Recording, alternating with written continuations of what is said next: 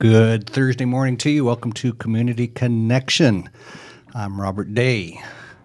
Good morning, Claudia. Good morning, Robert J. Day. Got a really cool announcement to make. So, as all of you know, we lost the Rob Meister We a did. few weeks ago. We're still in mourning about that. Yeah. But after a nationwide search, we have found a replacement for the Rob Meister. Right? It's the Melvinator. Melvinator. Yes. We're just going to jump right in, huh? We are just going to jump right in. Welcome, Melvinator. Thank you. I'm not regretting throwing out the Melvinator name at all. No. Well, I know that you are here this morning probably 4 hours before you actually wake up on most days. At least, yeah. So thanks for that. We You're appreciate so it. welcome. Anything for you, Mr. Day. Yeah, right. Okay. Well, glad to have you back there. Thank you. Happy to be here. All right. So, everybody, let's cheer, give a clap. Applause, I think. A claw. Yeah, it was applause and a Applause clap. and a clap, a claud. Give a claud.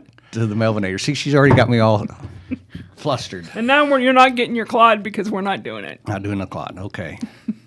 Speaking of Claudia. I knew that was coming. Hey, I don't want you to fret over the fact that our next guest has been to jail twice this week. Not fretting. You're not going to fret? No. Why don't you introduce our guest today? You're full of it today, I aren't am, you? I So am. our guest today is Dave Frett, which is why he thinks he's so funny. And he has been to jail twice this week, but we're not going to find out why until later. So the first thing we want you to do, Dave, and a lot of people who are watching already have met you, but talk a little bit about your position at Patrick Henry, what your team does. Then we're going to talk about your newest initiative, and then we're going to talk about why that's important to you. And that's how the first part of this is going to go. So... Awesome. Well, I'm so happy to be able to be here this morning. My name is Dave Frett, and I am the Director of Vision 30 Partnerships, and I get the opportunity to lead out the Connect team. So with the Connect team, we have the opportunity to engage our community partners in helping them to assist them in all kinds of different ways, but ultimately looking for them to come along and help and assist us in achieving Vision 30. So we have the opportunity to do that through Care Portal and the connection of churches within that space. We have the opportunity to be able to enlist the help and services of so many other agencies and nonprofits in our community. And we have the opportunity to be able to speak to the volunteers, whether that be those that are in churches, whether those are in the community, just so many different folks that hear about what we're doing here at Patrick Henry Family Services and in Vision 30 in particular, and they say, hey, I want to be a part of that. So I have an awesome team that is able to just do so much and make so many great connections. And then just really to support the Vision 30. Great. So let's hear about the newest thing that's kind of your passion and your brainchild, and how you, why you decided to, why it's important. And I know you'll be passionate because you're a prophet. You're gonna tone down for the camera audience a little bit. This is the Mellow Dave Frett. He announced this morning that we're getting the Mellow Dave Frett. So our newest initiative is called Dare to Dad, and it is a fatherhood initiative.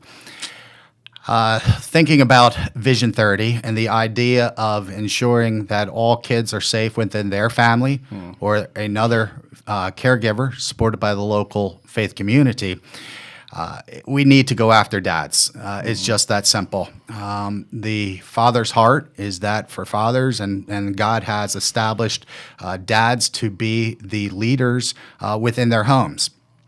It's very evident whether you look at it from social statistics, whether you look at it from a cognitive measurement of a child, or whether you just look at it from pure scripture, that fathers play a huge, huge part in the protection, the provision, the development, and the direction that a family goes. And I ultimately believe that the way the family goes is the way that our communities go. The way our communities go is the way our nation goes. And so for a long time, we've been headed in the wrong direction, and it's time to make a 180-degree turn. And I believe that that starts with engaging fathers. And we just celebrated Mother's Day, right? And a lot of folks follow you on Facebook because of this really great mom that you have, right? And Yes, my mom. your mom, right? And in a sense, we all celebrated your mom, right? But you also had a great dad, I did. and you sometimes post on him, and he's passed away, and so 10 years. 10 years yeah. ago, last week, 10 years yeah. ago. So, and soon, in a few weeks, we're going to celebrate Father's Day, right? And I heard a story, and I don't know if it's fiction, or blown up, but it rings true. Story goes that a greeting card company wanted to do an outreach and provided Mother's Day cards to the guys in prison. And it was so successful, they had to bring in more cards. And so they thought, wow, that went off really well. Let's be really prepared for Father's Day. They bring all these cards in for them to send cards to Father's Day, and they had to go back and pick all this stuff back up because nobody sent cards to their dads. There is this huge hole that's missing, and as you mentioned, you can connect it to all kinds of social factors. The evidence is out there, and it's not just Christian groups that are producing this, right? Which you might be able to say, well, they're kind of biased because of whatever. No, I mean, social sciences are making all kinds of connections. I've often said that fatherlessness is the mother of all social problems, right? Yes, sir. So this is really what you're trying to get now at, right? Really going upstream as early as possible. But we were talking about earlier, it's like this genie's already out of the bottle, all right? How do we get dads back into this sacred space and doing this important work without sounding judgmental and condemning, right? It's a tough job, isn't it? Absolutely. And so, just over the last few years, the statistics continue to grow and move in the wrong direction. In 2019, 19.5 million kids in the U.S. live without a father. Just a few years later, we were up to 24 million. 43% of all children live in a fatherless home. And so the indicators lead to poverty, lead to teen pregnancy, lead to imprisonment, teen suicide, and the list goes on. And so in order to be able to get that genie back in the bottle, it's really going to take dads that have been solid dads, have been able to understand what it means to be a dad, to lead out as a dad, and be willing to step back in and say, hey, I would love to come alongside and not necessarily mentor, but develop a friendship with a dad who may not understand what it means to necessarily be a dad because maybe he grew up without a dad. The numbers are out there. As you mentioned, my time in jail this past week, just yesterday, I got to, meet with the guys, and we started off with an icebreaker question. Tell me about a time that you spent with your dad and why it was impressionable. And you hear an entire array of different stories from dads who grew up without dads and their moms had to step in and try and teach them what it meant to be a man, let alone a father, to dads who, one guy in particular, his dad took him on a rafting trip, and it was the most impressionable or the thing that he remembered most because it was the last thing he did before his dad just left him and never returned again. And, we sit and we wonder why guys and dads in particular are struggling. And it's oftentimes because They've just not been trained on what it means to be a dad. Now, none of us, when we enter fatherhood, know everything or, frankly, know anything. And come with a manual. Right. We learn. But the Bible gives us great direction as to moving forward. And more importantly, a lot of times we learn from the examples that were before us. Sometimes good, sometimes not so good. And so we have to, as dads, we have to learn to take the good that was passed to us. We have to filter out what we perceive to not be so well, and we have to learn to strive to improve upon that. I'm passionate about this because I am the dad of 4 young men, and someday hope to be able to be granddad, right? And so I want to see, not just my sons, but their generation. I want to see dads just step up and start taking serious what it means to have that kind of responsibility placed on us. So going back, I remember when you got this in your head and you started being pesky about it.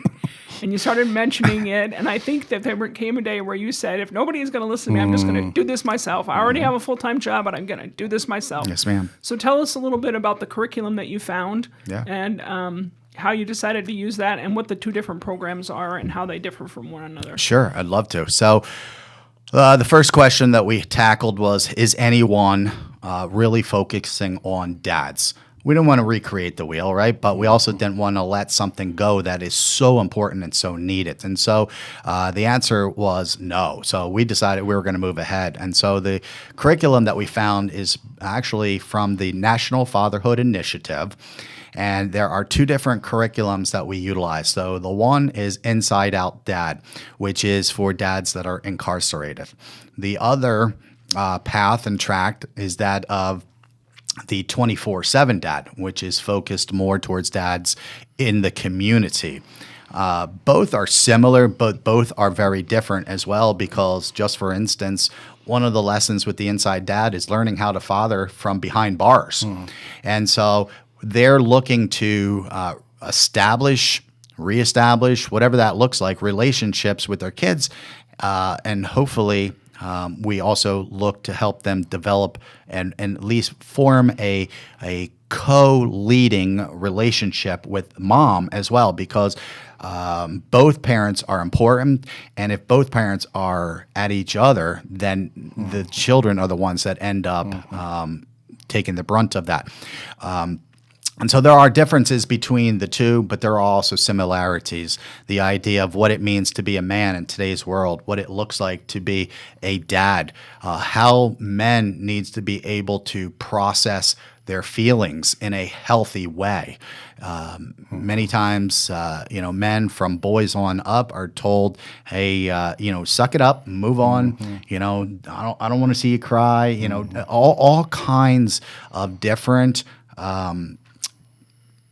baggage that they then carry into adulthood, and they just have no idea how to properly process what they're feeling. And so, it's fantastic curriculum.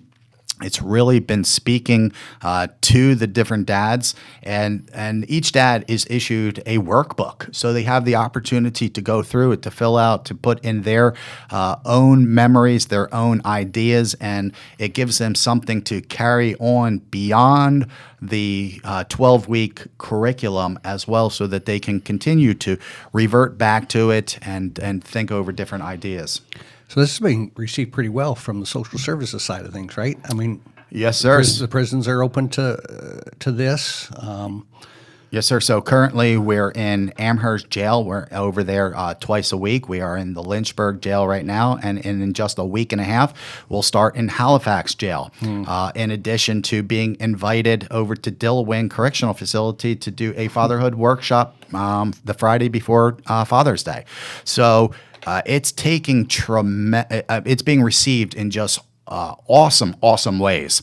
As far as the community goes, Many different factions of our community are buying into it. We'll actually start over in Parkview Community Mission in their Life Skills Institute as of June 8th, and looking for inlets with the courts and the probation departments and just so many others that see the need, see the importance and the relevance of this, and want to play a part in it. I'm a bit dumbfounded that it's being received so well. I mean, I'm pleased that it is, but if everybody was so hungry for this, why hasn't any other group stepped into this space before now? It's a fantastic question, and I think one, because it's easy to bring ladies together. They have no problem coming together for game night, for Bible study, for coffee, whatever it looks like, right? But men are a lot more isolated, if you will.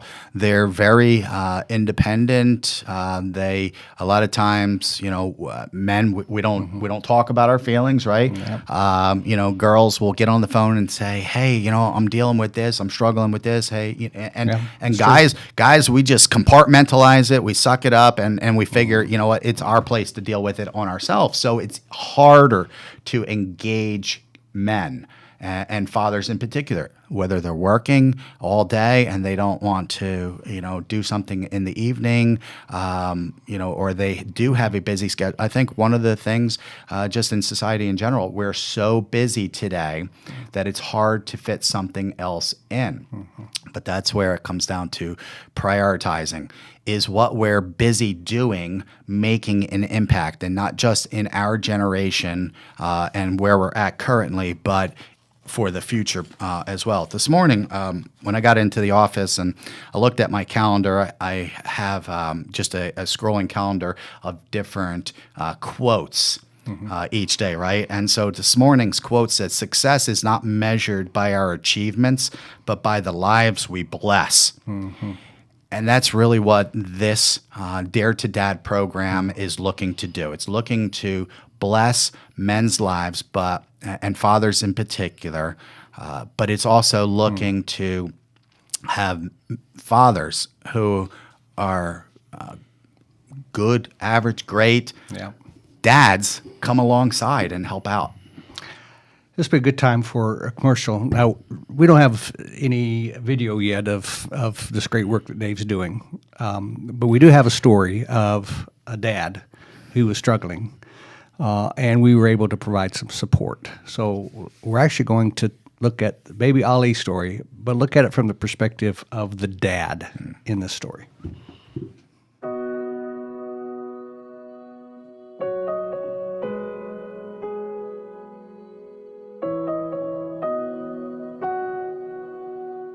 They say she is very sick. We have to do surgery to take off baby. They do surgery, take off baby. He was premature, and when they operate, they found one tumor in her ovary, and they told us she get cancer too.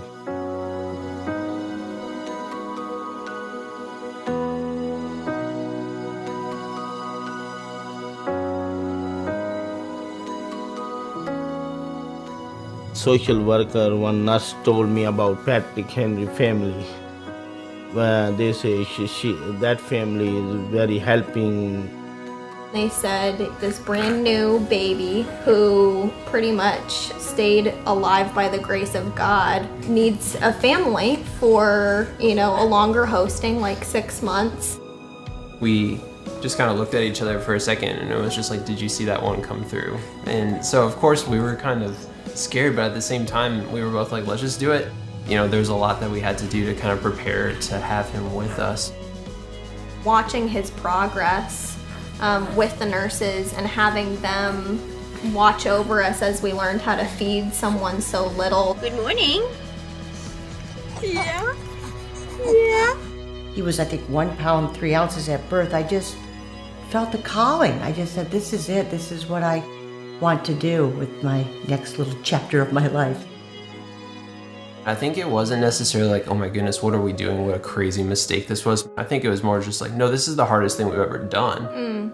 But No, I mean, it's clear that God made it very clear that Ollie was supposed to hang with us for that period of time. But we had to remind ourselves of that truth every day because it was the hardest thing that we've ever done. Yeah, No doubt. yeah. The Lord definitely held up his promises that he would provide himself and everything that is needed within, his person and his character as we got to meet him in a different way.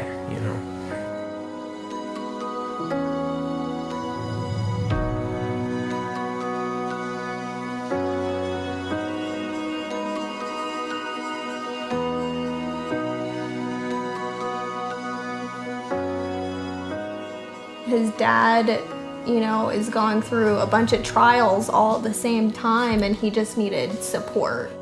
I'm really appreciate Patrick and the family. They help me a lot of with food, with financially, with my kids and everything. I'm Muslim, but they don't care about I'm Muslim or Christian, and they care about humanity.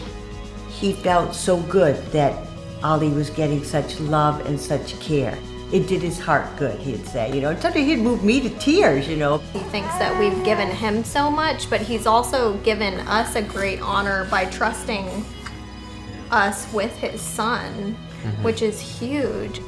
It's more like, thank you for letting us be part of your family, for this season rather than thank you for letting Ollie come hang with us for a couple months,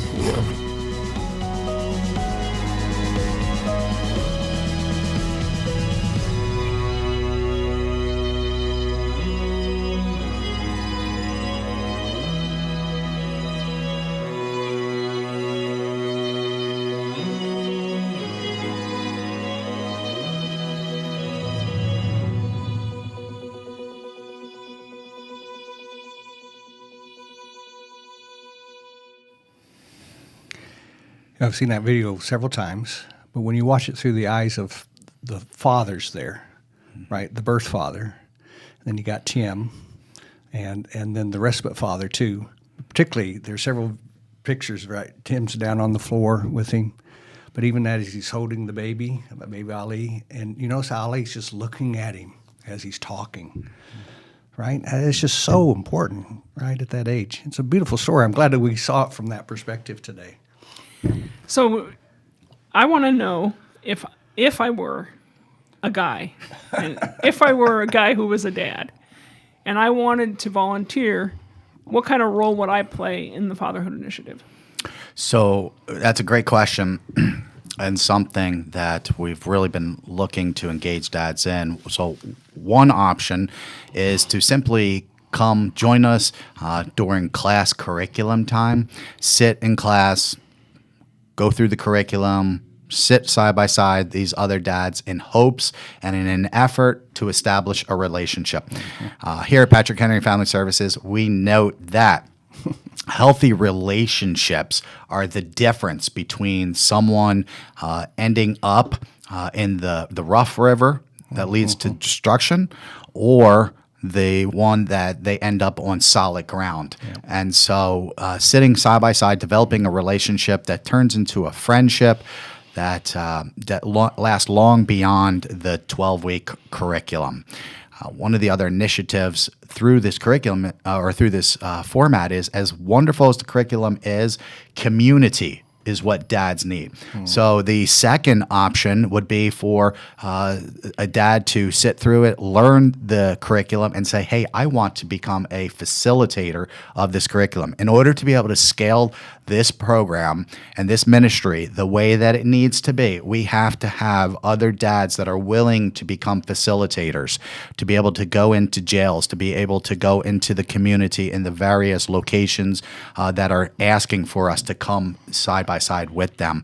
And so we need additional facilitators. We need guys, we need dads who are willing to be able to make connections for us, to be able to get in to churches or to other places within the community, to be able to share about what we're doing in order to be able to find dads that are in need of curriculum, of training, but most of all, community. Okay, so I know I'm your boss, so I know. that She has you- to remind you of that, Dave. I can't believe that. As often I as she was- can. I was letting the audience know that so they would know why I know that Dave had a more than full-time job before he took this on, and it was his passion. So let's just dream a little bit and say, if you were to let go of some of this, because all the stuff that Dave just mentioned, he's doing it outside of his regular job, and so there's evenings. I mean, he's getting tired, and we are seeing this horrible need for this. Like it's urgent. So what do you think would be reasonable, or if money wasn't an issue, what kind of a team would you put together to take this to the next level? So, if money was no object and I had the ability to dream, the first foremost would be hiring a program coordinator, someone who would be able to continue to oversee the day-to-day logistics, the day-to-day connections, the meetings, all that goes into place into developing this, but also that they would oversee a team of facilitators. So, kind of the program coordinator at the top with probably 4 to 5 facilitators below that, because the goal would be to have at least one facilitation in each community. A lot of one of the biggest logistical issues for dads in this space is transportation. And so we want to make it as convenient for them to be able to attend it as possible. So, and then below the facilitators, each facilitator would have a group of men that would serve as mentors. So kind of just, doing that multiplication, hierarchy, right down through building an army of dads who are willing to take back our families and our community for Jesus Christ. And so definitely a need for volunteers. Yes, ma'am. And funding for this position are important. You've been really kind to not show the disgust and passion for the lack of people who've stepped into this space with this opportunity. And I appreciate the fact that you didn't get on that soapbox, but the truth is, this has been one of the things that is a huge need, and we have not seen men in the community jumping into the space. And so we usually let people at the end, that's your camera, look straight ahead and give your appeal to, because I think if you could have 50 volunteers or one full-time person, you'd pick the 50 volunteers, right? Over the absolutely. funding, right? So Absolutely. there's your appeal.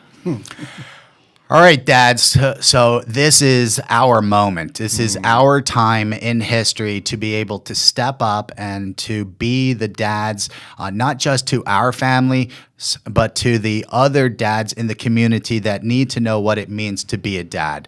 And so if you're interested in getting involved in any level, if you have time, you're willing to make time in your schedule, I will work with you in any way possible to get you plugged into this. You can reach me by emailing me at dare2dad, so dare2dad at patrickhenry.org. And when you think about that email address, it really is a dare. It's a challenge to be not a father, but a dad. Someone like the Bible says we call our Father God Abba or Daddy. It's that difference and that closeness in relationship. I even had a guy yesterday in jail ask me, what is the difference between being a father and being a dad? If they don't know the difference, that means that I need guys like you, dads, that can help come alongside and teach them what it means to be a dad and a godly dad. Pretty powerful. Yeah. I can't think of anything to add to that. But there is a difference between a father and a dad, right? We all have a father, but not all of us have dads. That's right. And you don't have to be biologically related to a child to be a dad. That's right. Right? And that's what we need. We need men stepping in that role of dad. Thank you for that, Dave. Appreciate it. Well, Melvinator, how do we do on your first watch back there? I loved it. Couldn't have done better. Okay. Aren't you glad you got up really early this morning and came in to be with us? Just so early. I can't even believe it. Well, welcome to adulthood. Thank you. Thank you. Hey, thanks for joining us today. And if you moved at all in this regard, contact Dave. Tell him what you can do to help, okay? We'll see you next Thursday on Community Connection. Nobody gets to choose their family. If a person is fortunate enough to be born into a healthy family, then life can be much like floating down a smooth, gentle river in the summertime. But an unhealthy family is like a dangerous river, filled with rocks, debris, and fast-moving water. This river swiftly leads to the steep waterfall of adulthood, tragically forming a new river of dysfunction. Even if you aren't born into an unhealthy river, there are many streams that cause a person to get there. But there is only one way to get out, and that is through a meaningful relationship. Across our region, there are many agencies, churches, and families who are devoted to helping children escape from unhealthy rivers. Some feel their role is to wade in and rescue children. They foster, adopt, or provide safe families. Others stand by the river and support the rescuers by providing what they need. Still, others are upstream and stand in the gap to keep children from ending up in the negative situations. At Patrick Henry Family Services, we see ourselves as having an additional role. We are running up and down the shores of the unhealthy river, screaming, "Can't you see the children in the water? You have to do something." Vision 30 is a 10-year initiative. By 2030, we envision a region where all children are safe in their own family, or with caregivers who are supported by a local faith community. So, where do you stand at the river? Are you upstream, keeping families together and strong by standing in the gap? Are you in the river, directly impacting children? Are you on the shore, providing support for the brave folks who have entered the river? Or are you just passing by without noticing? No matter who you are, come down to the river with us. Let us help you find your place. Not only will lives be changed, but you will never be the same.